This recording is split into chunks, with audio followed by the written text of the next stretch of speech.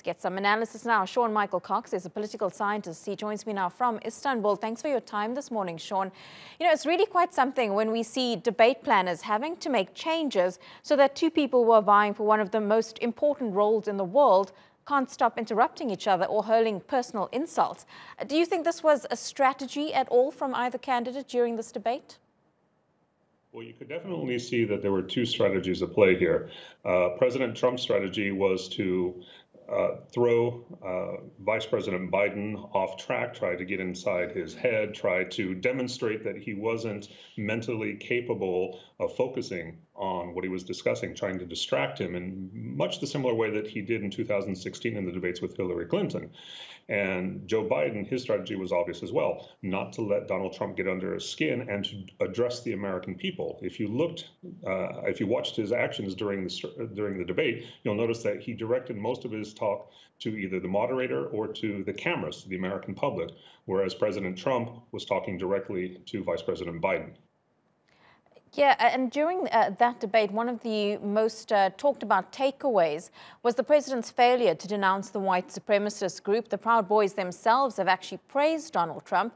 Do you think he's done enough since then to mitigate the fallout, even from his own party? Absolutely not. This is one very strong characteristic of Donald Trump, is that he lets his mouth speak before his brain turns on. That's a good way of putting it. He probably knows very well who the Proud Boys are. He's probably been advised by it. But at the spur of the moment, he wanted to make it seem like he was being the victim and that he couldn't. He was characterizing himself as saying that I'm not guilty of this. I'm not guilty of this. That's why I don't know who these people are. But yes, I will condemn it. But he did it in a very vague and general way. And following up afterwards, he just took the same strategy. I don't really know who they are. Someone needs to tell me. But of course, I condemn white supremacy. I'm not a racist, etc. It's very typical of what we've seen from President Trump over the past 4 years. And Sean, many journalists and analysts have said that after this debate, the biggest losers are actually the American people, because there was so little substance with regards to policy that actually came out of it. We still have two more debates in the following weeks. How do you think those are going to play out, and what strategy do you think that both candidates will take?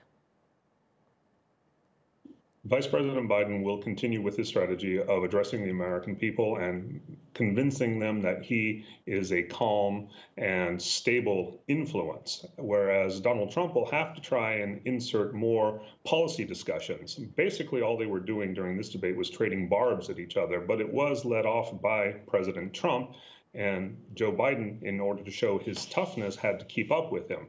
I think what they're going to try and do for the next debates is inject more policy discussion. But again, Joe Biden will be focusing on the American people as his audience, whereas Donald Trump will be focusing on Joe Biden, trying to tear him down and demonstrating that he's not qualified to be president. He's not capable of being president. That's what we have to look forward to. Then maybe we'll also see if there are going to be any changes in the moderation of the event. For example, the mute button, although that would be very controversial. Yeah, it's certainly something that we're definitely going to look forward to in the coming weeks. Sean Michael Cox, thank you for that analysis.